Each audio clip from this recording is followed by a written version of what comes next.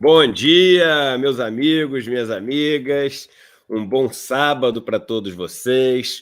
Começamos aí um novo mês, né? Um mês que começa com a lembrança do 1º de maio, uma data tão importante para o mundo inteiro, ainda mais no momento onde as pessoas estão, talvez pela primeira vez na vida, entendendo o valor do trabalhador, o que acontece quando o trabalhador tem que ficar em casa, como a vida da gente muda, como os riscos aumentam, como a geração de riqueza diminui. Então, um mês tão simbólico que começa esse mês de maio. E hoje, nesse sábado, a gente vai ter uma conversa aqui, como a gente tem tido todos os dias, essa conversa que tem ficado cada vez maior, mais interessante, com convidados mais incríveis, uma semana que foi dedicada quase toda à presença feminina aqui a pedido de vocês. E eu agradeço, né, esse pedido de vocês, porque foi uma semana incrível, uma semana especial para as nossas lives aqui. Mas hoje a gente vai ter, não é feminino, mas é tão especial quanto todas as pessoas que vieram essa semana, um jornalista, Florestan Fernandes, meu amigo, e que vários de vocês que não conheciam passaram a conhecer quando ele fez aquela entrevista, que foi a primeira entrevista com o ex-presidente Lula na cadeia, depois de calado durante tanto tempo. E eu queria agradecer o tempo do Florestan num sábado, a presença dele e a lucidez que ele traz para esse debate. Bom dia, Florestan. Bom dia, Eduardo. É um prazer estar aqui com você. Você é uma figura admirável. Conheci recentemente num almoço com o Leonardo Atush. Eu guardo bem aquele momento. A gente ficou muito surpreso com as suas ideias do Brasil e a maneira como você estava tentando descobrir um país que você não via direito por estar no mercado financeiro, né? E aí a gente ficou até assim, sair daquele encontro meio assim, falei, Léo, que personagem incrível, está indo lá com o MST, está morando no meio dos trabalhadores rurais, está tentando entender um Brasil que está excluído, que está à parte, né? Então, assim, de lá para cá você cresceu, né, como uma pessoa conhecida, respeitada, e agora ocupa um espaço importante, eu acho, não só como um pensador político, mas principalmente como alguém que tem uma noção da economia, né, fazendo essa fusão com a interpretação do capitalismo no Brasil. Então, para mim é um prazer estar com você aqui.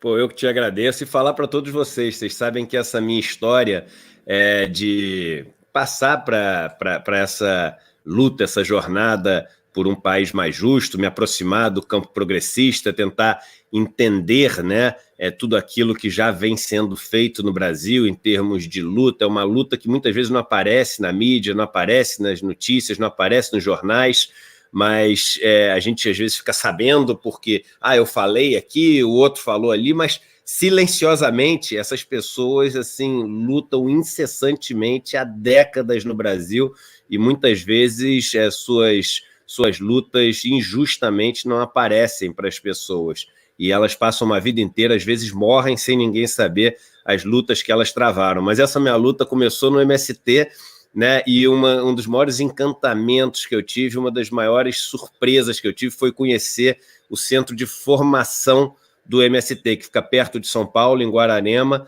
É um centro que não deve nada para nenhum centro europeu, assim, nem em termos estéticos, né? Um lugar absolutamente maravilhoso, nem em termos de conteúdo, né? Um lugar que a forma e conteúdo são maravilhosos. E o nome do lugar leva o nome do pai do Florestan, que é a Escola Florestan Fernandes, né? Existem outras escolas Florestan Fernandes que eu conheci uma escola no sertão do Nordeste, com o nome do seu pai também, Florestan, que é uma escola pública lá no sertão do Ceará, que é inacreditavelmente maravilhosa, toda montada pelo pessoal do MST e é tocada pelo pessoal do MST e não deixa nada a dever para nenhuma escola privada de São Paulo. Olha o que eu estou falando.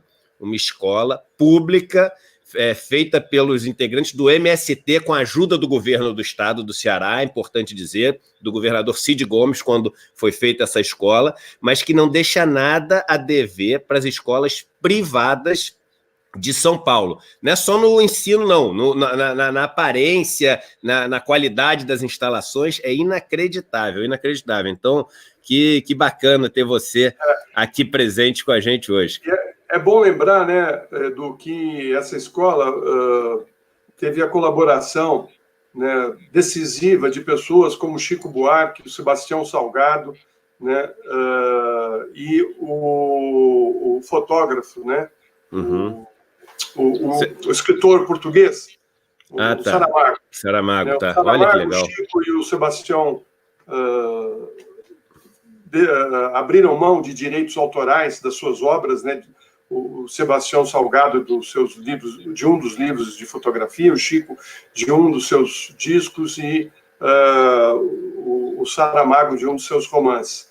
Com esse dinheiro e com o trabalho dos trabalhadores rurais sem terra, né, que foram lá construindo tijolo por tijolo aqueles prédios que formaram quase que uma universidade rural, né?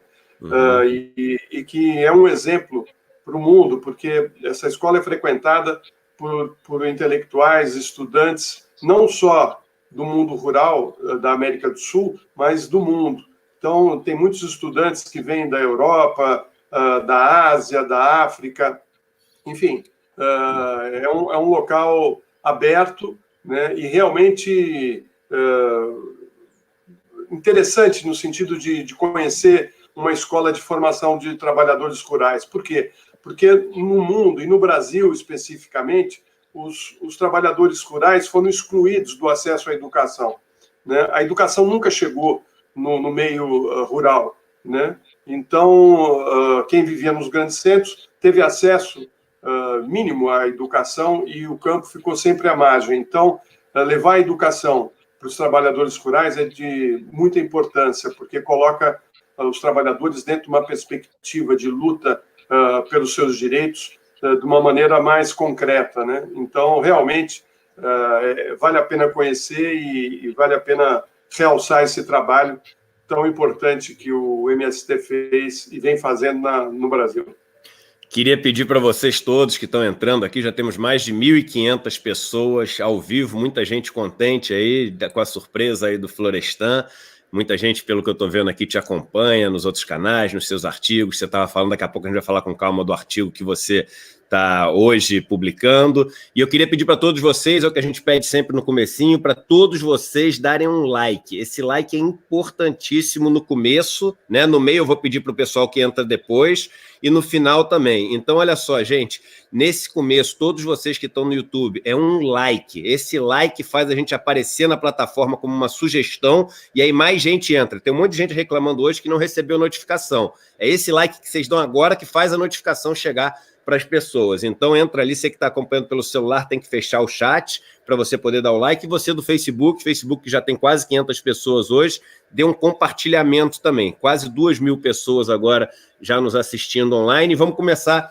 com as notícias de fora do país, como a gente tem feito todo dia, trazendo para vocês as notícias, o que tem de mais fresquinho acontecendo lá fora. Muitas vezes a gente tem dado notícias, trazido coisas aqui alguns dias antes da mídia brasileira dar para as pessoas. Então tem sido um espaço também para as pessoas se anteciparem e ficarem super atualizados em relação ao que está acontecendo. Bem, o mundo ele está com quase 3,5 milhões de casos, 3.400.000 casos já, são mais de 240 mil mortes, né? E os Estados Unidos continua sendo, assim, infelizmente, o grande destaque, né, do lado negativo, com quase 1/3 das mortes, tem 1.100.000 casos nos Estados Unidos e 65 mil mortes, perdão, mais de 1/4 das mortes e mais de 1/3 dos casos nos Estados Unidos. Tem um gráfico que eu mostro todo dia aqui, que é o gráfico que mostra o ritmo da doença no mundo, né? Então a gente ainda está numa exponencial, e aqui a gente vê numa escala logarítmica, a gente vê que está numa segunda onda que está arrefecendo. Por que não está arrefecendo tanto essa segunda onda? Aí tem esse gráfico que a gente mostra, que é o gráfico que mostra o número de novas mortes por dia, e a gente vê que depois de ter tido uma queda bem relevante, né, há uma semana atrás, mais ou menos, a gente teve uma mudança de patamar para cima novamente. E essa mudança de patamar para cima veio das novas regiões que esse vírus chegou. Não adianta a gente olhar só o número global, né? E o número global caiu, porque é muito heterogênea a história. Você tem, num país, as coisas ficando super controladas, né? Ao ponto de, por exemplo, Wuhan, né? O lugar onde surgiu, aparentemente, o vírus, você não tem mais nenhuma pessoa internada em estado grave. Não é mais morte por dia, não. Você não tem mais nenhuma pessoa internada em estado grave. Outros lugares, como a Espanha, por exemplo, que você vê até uma cena emocionante, muito bonita. Hoje é o primeiro dia, nesse final de semana, que as pessoas estão podendo sair de casa, né? Que não seja para poder comprar uma coisa no supermercado ou na farmácia. Elas têm direito a até 1 quilômetro de casa a fazerem caminhadas, a fazerem pequenas corridas, sempre uma pessoa, no máximo com uma acompanhando ela, entre grupos de 2 pessoas, um distanciamento máximo. Tem o horário que elas podem sair, os mais jovens é de 6 às 10 da manhã e de 8 às 11 da noite. Os mais velhos, eles podem de 10 ao meio-dia e de 7 às 8 da noite. Então, é o que eles chamam o seguinte, de um faseamento de sair do confinamento para uma nova normalidade. Não é até interessante isso, não é para uma normalidade, é para uma nova normalidade. É o que vai ser normal a partir de agora. Mas isso, gente, para vocês entenderem é o seguinte, depois de 7 semanas confinadas, para as pessoas entenderem a diferença do que eles chamam de confinamento lá fora, que é o lockdown, e do que a gente chama de confinamento aqui dentro. Então, a Espanha, que hoje está saindo do confinamento, esse sair do confinamento da Espanha de hoje é 10 vezes mais confinada do que as regiões mais confinadas do Brasil, né? E foi exatamente este confinamento de verdade da Espanha que permitiu que eles conseguissem controlar a trajetória caótica da doença, trajetória caótica que o Brasil se encontra e que vários outros países estão começando a entrar. A Rússia, por exemplo, você teve quase 10 mil casos novos na Rússia de ontem para hoje. A Índia aumentando muito o número dos casos também. Então, Florestan, é importante a gente ver, né, o que está sendo feito lá fora e como os países que resolveram levar a sério e confinaram de verdade, eles começam agora a sair, mas numa trajetória econômica, em todos os sentidos, ascendente. O Brasil não tem como ver, né, sequer no futuro próximo, assim, uma trajetória que seja assim consistente de crescimento econômico, de relaxamento das medidas, porque quando você entra no caos é isso, caos é o contrário de ordem. Como é que você vai prever alguma coisa numa coisa que, por definição, é o contrário de ordem, né? Então é bonito ver isso lá fora, mas ao mesmo tempo dá assim uma frustração, uma pena, uma preocupação muito grande vendo o que a gente está tendo aqui no Brasil, né? Pois é, eu acho que no Brasil tem vários pontos que têm que ser colocados, né? O Brasil, além de ser um país com uma desigualdade muito grande, né? O Brasil é o 7º país mais desigual do mundo, né? Perde só para os países africanos. Você tem também um governo federal que se omitiu completamente do enfrentamento à epidemia, querendo que as pessoas, incentivando as pessoas a saírem de casa, a trabalharem, enfim, indo contra o que a ciência e que os governantes estão fazendo no mundo todo.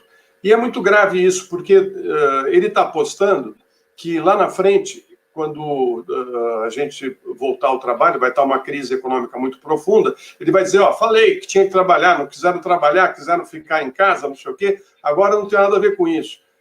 O que tem que ser dito é que esse período de confinamento, de isolamento, seria menor se o país todo tivesse unido nessa questão de preservação da vida. Por quê? Porque sairíamos mais rápido do enfrentamento da pandemia e retomaria mais rapidamente as questões econômicas. O que vai acontecer?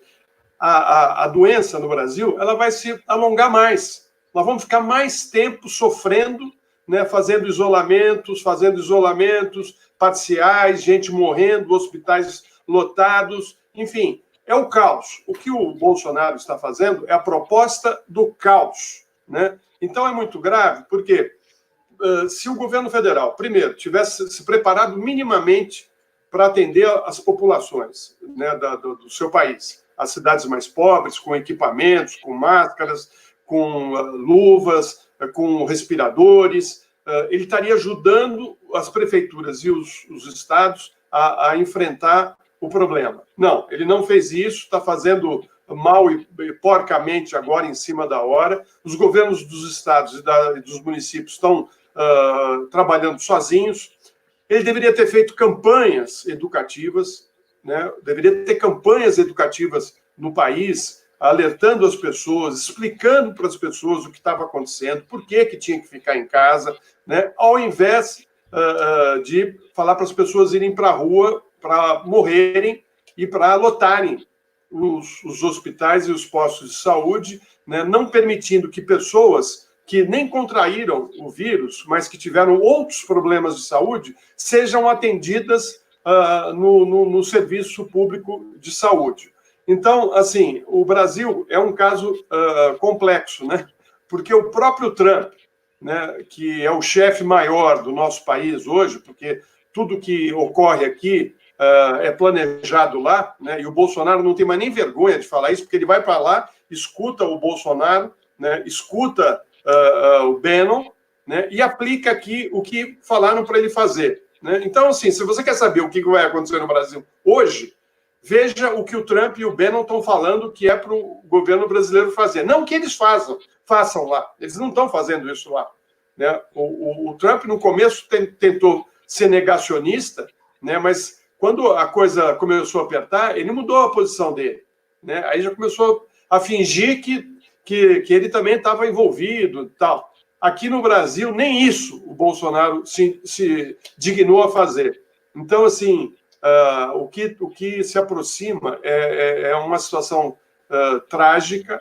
O Brasil pode chegar a 1 milhão de mortos, né? Eu espero que isso não ocorra. E o Bolsonaro, o tempo todo, tentando desestabilizar a sociedade brasileira, atacando o Congresso, atacando o Supremo, sem projetos, com uma equipe muito ruim, muito fraca, trocou um ministro, colocou um outro, que está totalmente alienado do que está acontecendo. Está alienado, ele nem sabe o que ele está fazendo ali, né? E o governo do Bolsonaro caminhando ainda em cima dos generais que ocupam hoje os principais cargos do governo federal, né? E os militares que